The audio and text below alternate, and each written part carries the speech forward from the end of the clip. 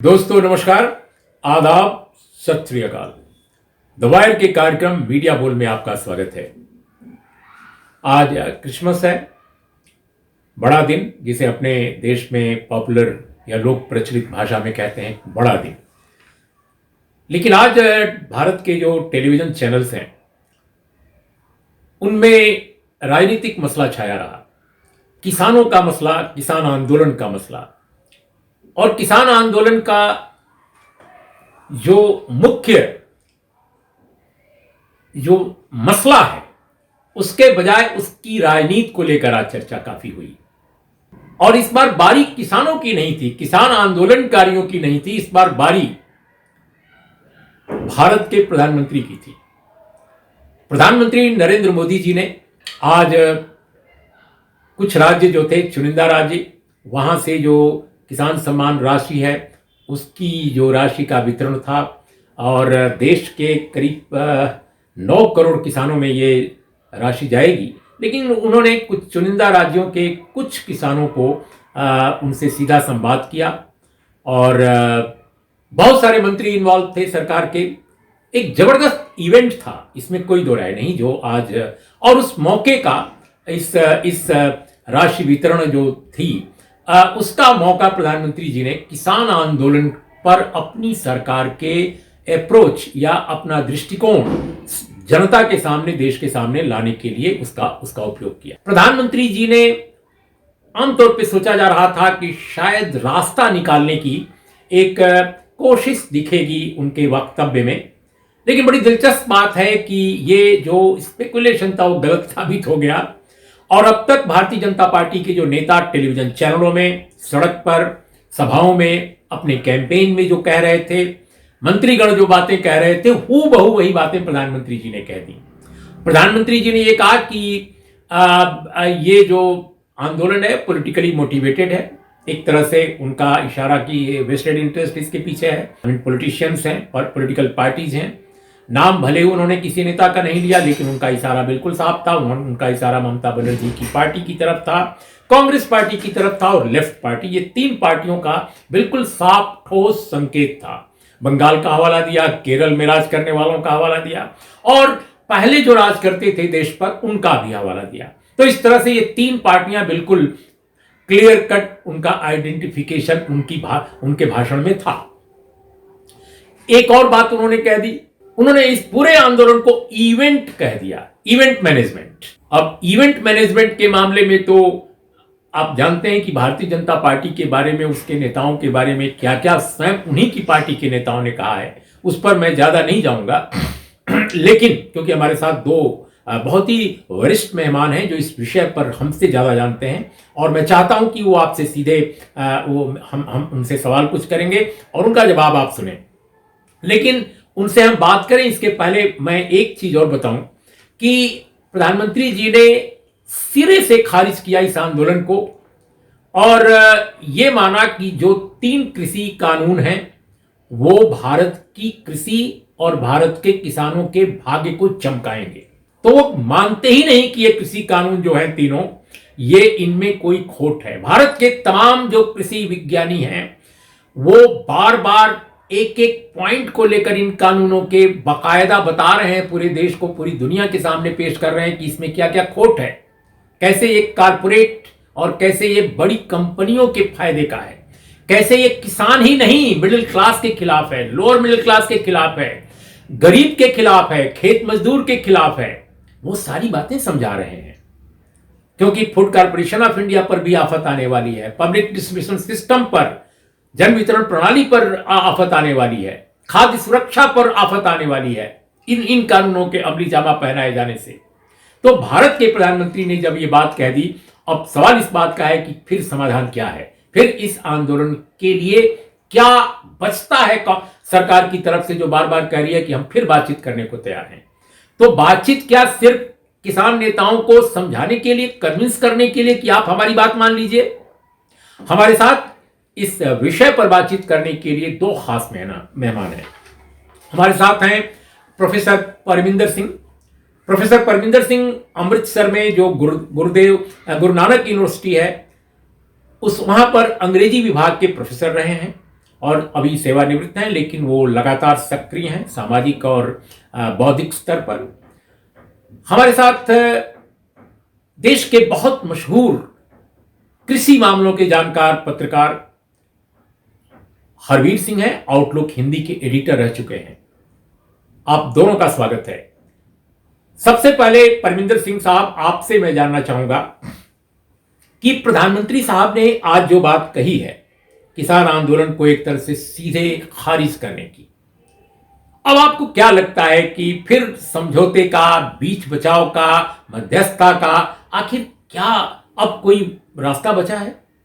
कोई संभावना है या बिल्कुल खत्म हो गई है? उर्मिलेश जी, ये जो आपका प्रश्न है, पीएम ने जो कुछ बोला कानूनी के कॉन्टेक्स्ट में, उसके बारे में मैं ये कहना चाहता हूँ कि पीएम और गवर्नमेंट की तरफ से दो तरह की लैंग्वेज का प्रयोग हो रहा है।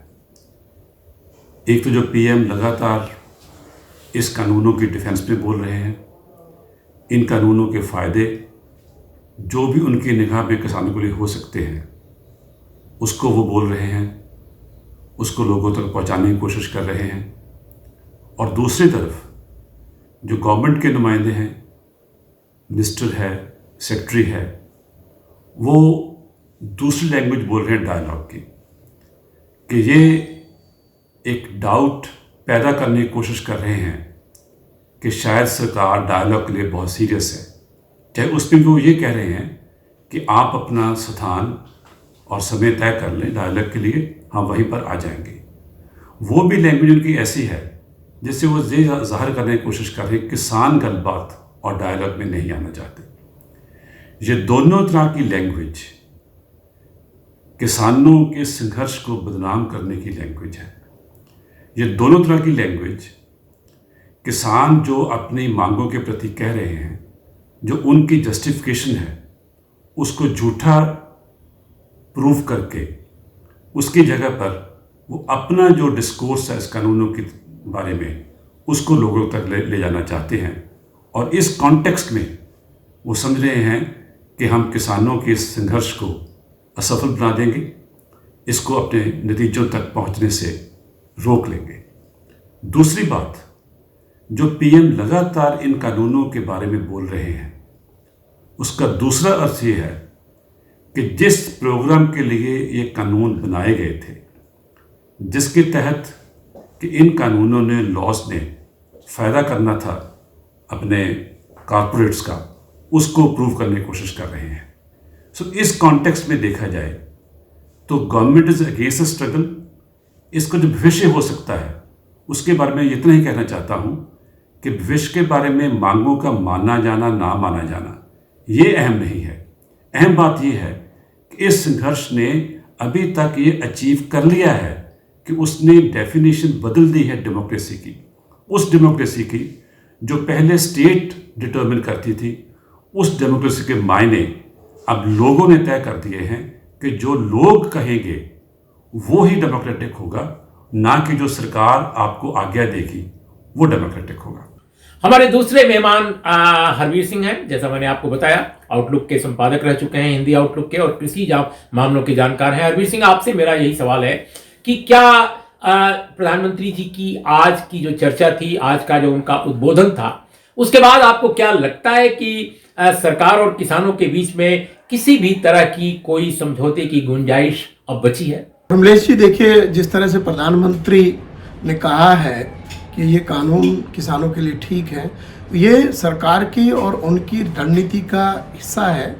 शुरू से ही सरकार ये कोशिश कर रही है कि इस आंदोलन को खारिज करे, और एक पैरेलल कुछ किसानों को बार बार मिलवाया जा रहा है मंत्रियों से भी, और इस तरह के आयोजन किए जा रहे हैं। प्रधानमंत्री पहले गुजरात में किसानों से मिले, फिर मध्य प्रदेश के किसानों को संबोधित किया, उसके बाद जो है ये आज पीएम किसान सम्मान निधि में जो है किसानों से इंटरेक्शन किया, और उसके लिए राष्ट्रीय स्तर पर तैयारी की गई थी। पूरी मशीनरी लगाई गई थी विभागों की और आईसीआर की, जिसमें किसानों को प्रधानमंत्री के साथ वीडियो कॉन्फ्रेंसिंग में जोड़ा जाए।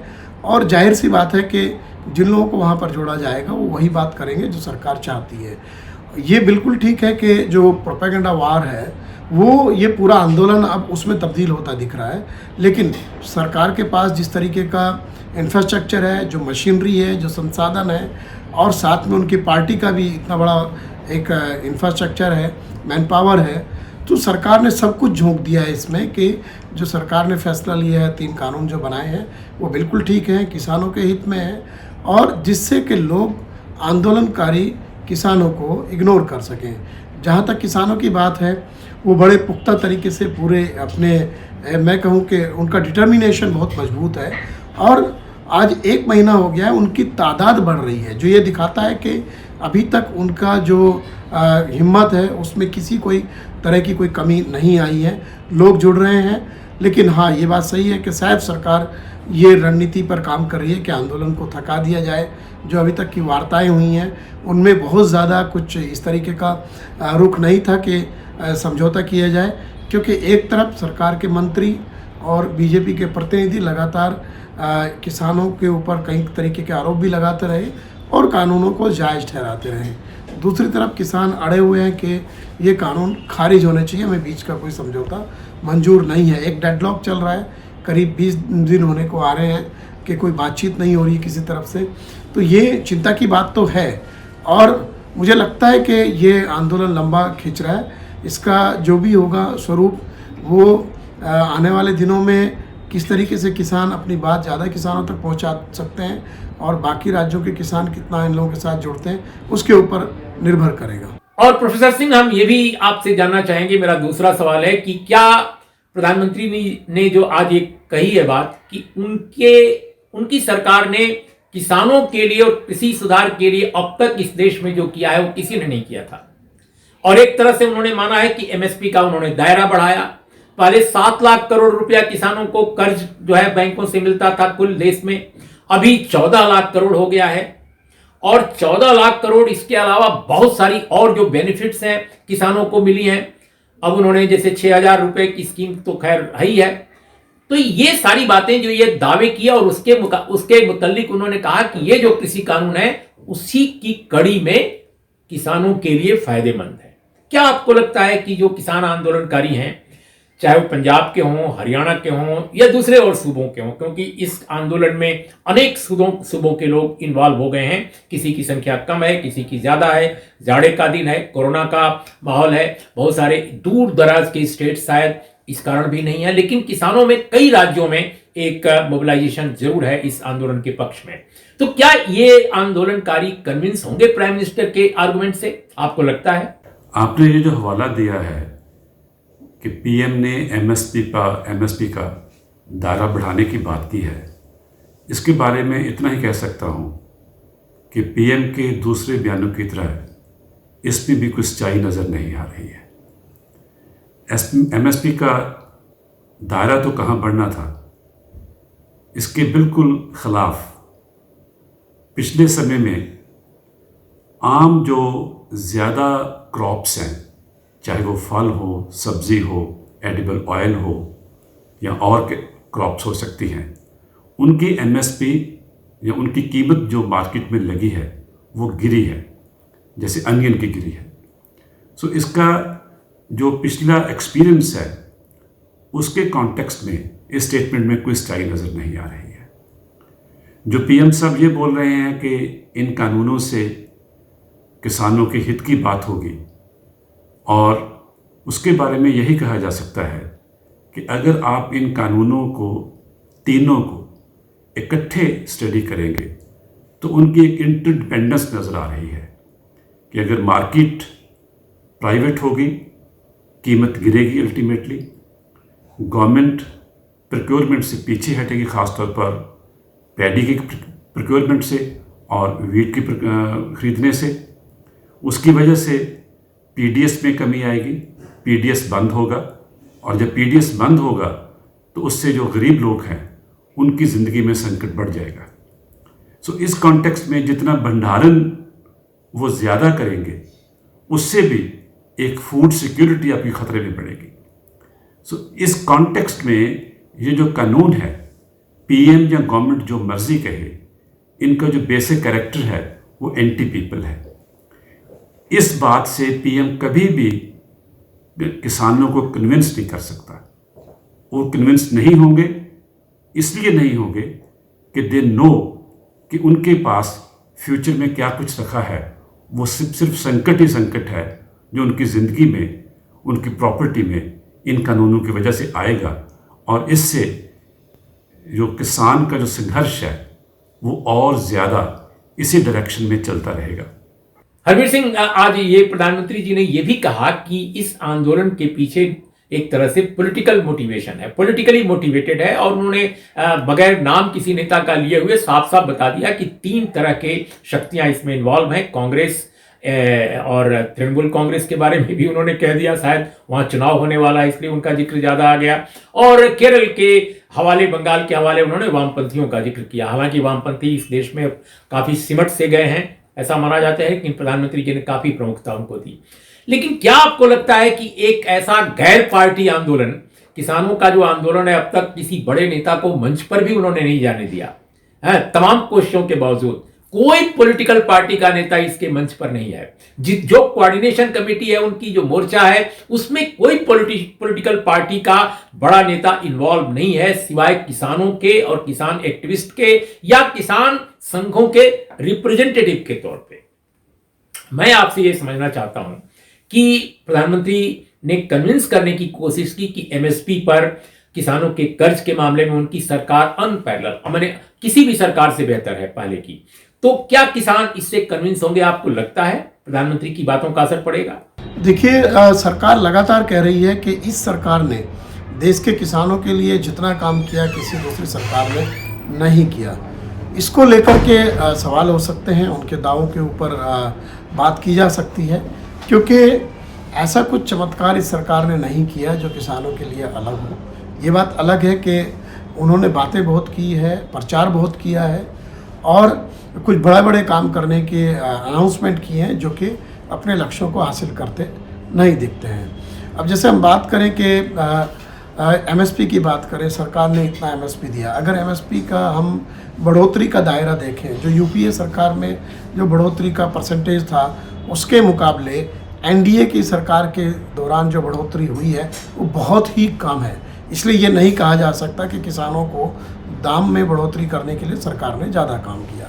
एक बड़ी बात कही जाती है कि किसानों को कर्ज जो है 7 लाख करोड़ से बढ़ा करके 14 लाख करोड़ किया। देखिए, पहली तो बात यह है कि किसानों को ज़्यादा कर्ज कोई किसानों की भलाई का पैमाना नहीं हो सकता। किसानों की आमदनी कितनी बढ़ रही है, उनको कर्ज की कम ज़रूरत पड़े, ये उसका पैमाना होना चाहिए। और ये जो किसान कर्ज है जो हम लोग किसान क्रेडिट कार्ड के माध्यम से देते हैं, इसमें एक बहुत बड़ा फर्जीवाड़ा है। इन आंकड़ों के ऊपर सवाल उठ सकते हैं, क्योंकि ये कि कोई भी सरकार हो, पिछली सरकार हो या ये सरकार हो, इसमें काफ़ी कुछ जो है सर्कुलर होता है, वो एक तरीके से रोटेटिंग कर्ज होता है। ये कभी किसी डिपार्टमेंट ने, आरबीआई ने या बैंकों के संगठन ने या नाबार्ड ने ये नहीं बताया कि एग्जैक्ट किस फाइनेंशियल ईयर में किसानों को कितना कर्ज दिया गया। अगर आप आंकड़े ढूंढने निकलेंगे तो वो आपको कहीं नहीं मिलते। जो प्रधानमंत्री फसल बीमा योजना का एक बड़ा प्रचार आज भी प्रधानमंत्री ने अपने बातचीत में किया, कहा गया, लेकिन ये योजना अब मर रही है, मैं ये कहूँगा, क्योंकि इस योजना को लेकर के उसमें जो खामियां थी उनको तो दूर नहीं किया गया, और तमाम सारे राज्य इससे बाहर हो रहे हैं। इस बार जो पिछला खरीफ का सीजन गया उसमें कई राज्यों ने इसमें से अपने आप को ऑप्ट आउट किया, और जो उसका विकल्प दिया वो बहुत कमज़ोर था। खुद गुजरात ने इससे आउट आउट किया, उसने जो विकल्प दिया था वो बहुत कमज़ोर है। तो सरकार को पहले तो ये देखना चाहिए कि उसने जो एक महत्वाकांक्षी फसल बीमा योजना शुरू की थी किसानों को जोखिम से बचाने के लिए, वो ख़त्म क्यों हो रही है। इसके अलावा जो निवेश की अगर बात करेंगे, एग्रीकल्चर में इन्वेस्टमेंट लगभग ख़त्म हो गया है। जिस प्राइवेट निवेश के लिए कोशिश की जा रही है, तमाम आंकड़े इस बात को साबित करते हैं कि वो 2.5% भी नहीं है, और gross capital formation agriculture sector में सबसे कमज़ोर स्थिति में है। तो इसलिए ये नहीं कहा जा सकता कि बहुत कुछ हासिल किया है। प्रधानमंत्री ने 2016 में किसानों की आय 6 साल में 2 गुना करने का वादा किया था, लेकिन उसके आंकड़ों को लेकर के कोई बहस या कोई तथ्यात्मक उसके ऊपर जानकारी सामने नहीं आ रही है, ये देखने की बात है। तो इसलिए ये कह देना कि सब कुछ हमने किया है, कुछ चीज़ें हुई हैं, लेकिन उतना ज़्यादा कोई क्रांतिकारी कदम नहीं हुआ जो पिछली सरकारों के समय में नहीं हुआ था। तो इसलिए ये मैं कहूँगा कि ये भी एक तरीके से प्रचार तंत्र का हिस्सा है जिसके ऊपर सरकार काफ़ी ज़्यादा काम करती है। और प्रोफेसर सिंह, हमारा आपसे आखिरी सवाल है कि अगर दोनों तरफ से देखा जाए तो सरकार की तरफ से भी जबरदस्त प्रोपेगेंडा वार है और किसान आंदोलन जो है वो ये समझ चुका है कि चूंकि मीडिया का जो बड़ा हिस्सा है, खासकर टेलीविजन और हिंदी के भी अखबार, काफी हद तक अंग्रेजी के भी कई अखबार, ये काफी जबरदस्त ढंग से किसान आंदोलन की कमजोरियों पर या किसान आंदोलन को एक तरह से डिफेंसिव कर रहे हैं और उन पर एक तरह से हमलावर भी हो रहे हैं। कई बार उनको लगता है, एक तो ये टोन जा रहा है कि साहब सरकार चाहती है समझौता लेकिन किसान भाग रहे हैं, किसान नहीं आना चाहते। तो ये जो प्रोपेगेंडा वार है, इसमें अभी मैंने देखा कि किसानों ने भी एक साप्ताहिक पत्र निकाल दिया, ट्रॉली टाइम्स, उन्होंने कुछ यूट्यूब चैनल भी एक लॉन्च किया है। लेकिन क्या आपको लगता है इस बड़े प्रोपेगेंडा वार में, जहां इतना मैसिव सपोर्ट सरकार को है मीडिया में, तो क्या वो किसान अपनी बात को अपने लोगों के बीच ले जा सकेंगे या इसके लिए उनको दूसरे रास्ते खोजने होंगे ताकि वो अपनी बात भी कम से कम समाज के समक्ष रख सकें? आपकी बात ये बिल्कुल दुरुस्त है कि जितने संचार साधन सरकार के पास हैं, चाहे वो उनके अपने हो या बड़े बड़े प्राइवेट चैनल्स और बड़े बड़े प्रिंट मीडिया के पेपर्स हों, वो बहुत बड़े हैं और उनके मुकाबले में जो लोगों के अपने संचार साधन हो सकते अभी तक हैं वो बहुत छोटे हैं, बहुत मामूली हैं। लेकिन फिर भी इस स्थिति में किसान संघर्ष ने अपने कुछ चैनल्स शुरू किए हैं, जैसे ट्रॉली टाइम्स और किसान एकता मोर्चा, और जितने छोटे छोटे यूट्यूब चैनल्स चल रहे हैं उनके ज़रिए किसानों की बात अब लोगों तक उनके व्यू पॉइंट से पहुंचनी शुरू हो गई है। किसान सोशल मीडिया का प्रयोग अब करने लगे हैं बड़े पैमाने पर, फेसबुक के ज़रिए या व्हाट्सएप के ज़रिए। इस कॉन्टेक्स्ट में मैं ये बात कह सकता हूँ कि ये जो असमानता नज़र तो आ रही है, जिसमें गवर्नमेंट बहुत मजबूत है, ताकतवर है, लेकिन फिर भी किसानों को अपनी बात कम्युनिकेट करने का जो पोटेंशियल पड़ा है सोशल मीडिया में, और जितना वो उसको यूज़ कर रहे हैं, उससे एक बात नज़र आ रही है कि उनकी बात पहुंचनी भी शुरू हो गई है और उससे एक ख़ास किस्म का एक डेमोक्रेटिक एटमॉस्फेयर वो बनने का कॉन्टेक्स्ट भी बनने लगा है, उसका माहौल बनने लगा है। लेकिन इस सिचुएशन में बड़ी बात ये असमानता नहीं है, सबसे बड़ी बात ये है कि लोगों ने अपनी ताकत को असर्ट करना शुरू किया है। किसी भी एग्जिस्टेंशियल सिचुएशन में, चाहे वो सिचुएशन यूरोप में फासिज्म की सिचुएशन हो, उसमें जो लोगों की अपनी रेजिस्टेंस की, डेमोक्रेसी की भाषा होती है कम्युनिकेशन में, वो ज़्यादा इम्पॉर्टेंट है, जिससे लोग अपनी डेस्टिनी, अपनी एग्जिस्टेंस, अपने फ्यूचर को डिटर्मिन भी करते हैं, उसको कम्युनिकेट भी करते हैं, उसको मनवाते भी हैं और उसे मनवाने के रास्ते पर पड़ जाते हैं।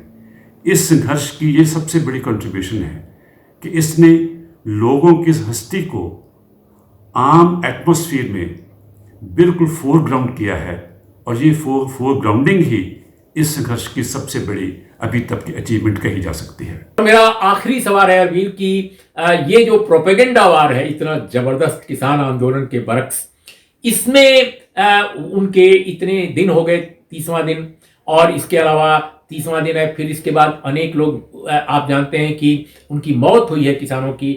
इस दौर में भी किसानों के प्रति एक व्यापक जन सिंपैथी यानी जन सद्भावना के बजाय जो एक प्रोपेगेंडा वार चल रहा है टेलीविजन पर, और जाहिर है सरकार, प्रशासन और तमाम तरह की शक्तियां इन्वॉल्व उस वार में हैं, प्रोपेगेंडा वार में, तो क्या किसान और किसान आंदोलन के लोग कुछ इस प्रोपेगेंडा वार में जो कमजोरी आ रही है उसका क्या रास्ता आपको नजर आ रहा है, जिससे कि कम से कम वो अपनी बातें कह सकें और उन पर जो बीत रही है वो समाज के सामने, जनता के सामने आ सके? कमलेश जी, जैसे हमने शुरू में भी बात की है कि सरकार ने ये कानून जब बनाए, अध्यादेश लेकर के आए, उसी के वक्त से ही उन्होंने जब इसके विरोध में सुगबुगाहट देखी तो प्रचार में अपने आप को झोंक दिया था। फिर ये कानून बने संसद में और जब विरोध तेज हुआ है तो लगातार अगर आप देखें जो भाजपा की सरकार वाले राज्य हैं, केंद्र सरकार है, कृषि मंत्रालय है या अलग विभाग है, खुद प्रधानमंत्री कार्यालय कोई मौका नहीं छोड़ते जहां ये ना बताया जाता हो कि ये तीनों कानून किस तरीके से देश के किसानों के हित में है। इसके अलावा विपक्षी दलों का प्रोपेगेंडा वॉर इसको बताया जाता है कि विपक्ष इसको बरगला रहा है, किसानों को उनको भ्रम पैदा कर रहा है।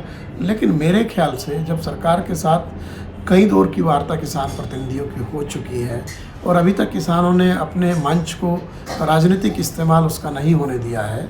पंजाब से करीब 30-32 संगठन है, उत्तर प्रदेश से कई संगठन इसके ऊपर आंदोलन कर रहे हैं, राजस्थान के किसान हैं, हरियाणा में ये जन आंदोलन बन चुका है, बाकी हिस्सों में भी देश के इसको लेकर के आंदोलन है। लेकिन हमारा जो मीडिया है वो सेलेक्टिव कवरेज का काम करता है। जो मास मीडिया हमारा है उसकी भूमिका का जरूर एक आकलन होगा भविष्य में कि उन्होंने इस तरीके का जब आंदोलन देश में चल रहा था तो उन्होंने उसकी कवरेज किस तरीके से की। तो इसमें ये बात सही है कि सरकार के पास जो संसाधन है, जो तंत्र है, उसका वो पूरा उपयोग कर रही है। और ये कहीं ना कहीं सरकार ने मान लिया है कि जिस तरह से किसानों ने कहा कि तीनों कानून खारिज करने पड़ेंगे, इनको वापस लेना पड़ेगा, उससे कम पर हम तैयार नहीं है। उसको सरकार ने अपनी सत्ता का जो एक उसका एक ताकत है उसके साथ जोड़ लिया है। प्रधानमंत्री की जो एक शर्त प्रशासक की और लोकप्रिय नेतृत्व की जो छवि है उससे जोड़ लिया है। शायद सरकार को लगता है कि अगर ये कानून वापस हो जाएंगे तो देश विदेश में सरकार की छवि के ऊपर बड़ा प्रतिकूल असर पड़ेगा और इसीलिए पूरी कोशिश हो रही है कि इन कानूनों को जायज़ ठहराया जाए, किसानों के आंदोलन को गैर ज़रूरी ठहराया जाए, बताया जाए कि किसान भ्रमित हैं और उनको तर्कहीन करने की कोशिश की जाए। ये लगातार चल रहा है। अब देश भर में नुक्कड़ सभाएं हुई हैं, तमाम सारे जो संस्थान हैं उन्होंने किसानों को इकट्ठा किया और आप देखिए सिलसिला लगातार जारी है कि कृषि मंत्री के यहाँ कुछ किसान लगातार आते हैं, किसान संगठन, उसमें बहुत सारे संगठन ऐसे हैं जिनके नाम शायद कभी नहीं सुने गए। लेकिन ये बात भी सही है कि खुद कोई बड़ा संगठन इन कानूनों के पक्ष में सरकार के पास नहीं गया। और तो और सरकार का जो अपना सहयोगी है भारतीय किसान संघ, जो आरएसएस का किसान विंग है, वो भी कह रहा है कि इन कानूनों में बदलाव की ज़रूरत है। वो खारिज करने की बात नहीं कह रहे। इसी सप्ताह उन्होंने जिला कार्यालयों के ऊपर प्रदर्शन किया, लेकिन वो कह रहे हैं कि इसमें एमएसपी को शामिल कीजिए और इन कानूनों में बदलाव कीजिए। और जबकि कल ही सरकार ने कहा कि एमएसपी पर हम कोई बात ही नहीं कर सकते उसको कानूनी गारंटी देने में, तो इसका मतलब सरकार रिजिड है, सख्त रुख अपनाए हुए है। इसलिए ये बार बार जो कहा जा रहा है कि पहले किसान आए या हम बात करें, तो ये इस आंदोलन के लिए एक बहुत बड़े चैलेंज के रूप में तब्दील होता जा रहा है। किसानों ने यूट्यूब चैनल बनाया, ट्रॉली टाइम्स करके एक छोटा, उन्होंने एक टैबलॉइड अखबार, वहाँ पर कुछ जो उनके संगठन के लोग हैं या जो स्वयंसेवी लोग हैं उन्होंने किया। लेकिन ये बात सही है कि जो लाखों करोड़ों प्रतियां बिकने वाले हमारे जो मास मीडिया के अखबार हैं, उनका मुकाबला इस तरीके के छोटे संसाधन से नहीं हो सकता। लेकिन हाँ, इस आंदोलन का एक बड़ा अंतर इस बार ये है, किसान संगठित है, प्रचार तंत्र में वो भी अपने आप को झोंके हुए हैं और सिर्फ किसान संगठन नहीं, वॉलंटरीली जो जिस तरीके से इस तरीके का सोशल मीडिया के ऊपर जिस तरह से प्लेटफॉर्म्स खड़े किए गए हैं, सैकड़ों प्लेटफॉर्म काम कर रहे हैं आज, तो वो कहीं ना कहीं उनका जो रीच है वो किसानों तक जा रहा है। अब किसानों के सामने चैलेंज है कि समाज के जो दूसरे हिस्से हैं उनके बीच में हम अपने आंदोलन को जायज़ कैसे ठहराएं जिससे कि उनको सबका समर्थन मिल सके। और ये जो बताया जा रहा है कि उत्तर भारत का आंदोलन है, इसको देश के बाकी हिस्सों में कैसे लेकर के जाएं, ये उनके लिए चैलेंज है। जब तक ये नहीं होगा तब तक शायद सरकार को जो उसका भ्रम है वो नहीं टूटेगा और सरकार बहुत आसानी से इतनी बड़ी मांग को स्वीकार करेगी, ये भी अपने आप में एक बड़ा सवाल है। मामला सुप्रीम कोर्ट में भी है। सुप्रीम कोर्ट ने भी सरकार से कहा कि आप इसको कानूनों को का जो क्रियान्वयन है उसको कुछ दिन स्थगित कर दीजिए, लेकिन वहाँ पर कोई स्पष्ट जवाब सरकार की तरफ से नहीं आया। रास्ता यही बनता है शायद, अगर सरकार किसी तरीके से बीच का रास्ता अपनाए और कानूनों को अभी स्थगित कर दे और किसान प्रतिनिधियों के साथ खुले मन से बात करे, तो शायद ये देश हित में भी होगा और किसानों के हित में भी होगा और सरकार के लिए भी उसकी छवि को बेहतर करने में सहायक होगा। ये मेरा मानना है। तो दोस्तों, आपने हमारे दोनों मेहमानों की बातें सुनी। अब आप पर मैं छोड़ता हूं कि आप क्या नतीजा निकालते हैं। लेकिन निश्चित रूप से मैं जो समझता हूं कि सरकार को ज़्यादा तर्कसंगत, ज़्यादा सुसंगत एक प्रस्ताव लेकर जरूर किसानों के सामने आनी चाहिए, क्योंकि ये कहना कि वो पॉलिटिकली मोटिवेटेड है या राजनीतिक उसके पीछे कोई राजनीति है, कौन सी ऐसी चीज़ अपने समाज में है या दुनिया भर में है जो राजनीति के बगैर होती है। यहाँ तो विद्यालय जो चलते हैं बहुत सारे संगठनों के, उनमें भी राजनीति सिखाई जाती है बचपन से ही। जो टेलीविजन चैनलों पर प्रवक्ता बोलते हैं, चाहे वो किसी शिक्षा पर बोलें, संस्कृति पर बोलें, किसी भी विषय पर, सब में एक राजनीति है।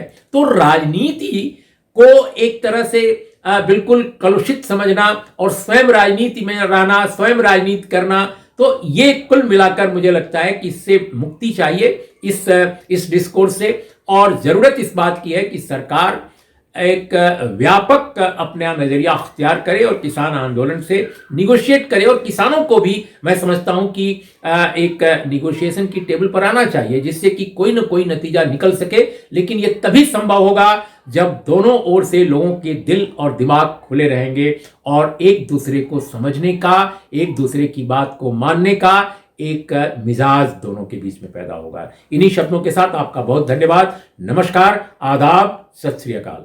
द वायर के और वीडियोस देखने के लिए सब्सक्राइब करें और बेल आइकन पर क्लिक करें। स्वतंत्र पत्रकारिता की आर्थिक मदद करने के लिए डिस्क्रिप्शन में दिए गए लिंक पर जाएं और अपनी राशि चुनें।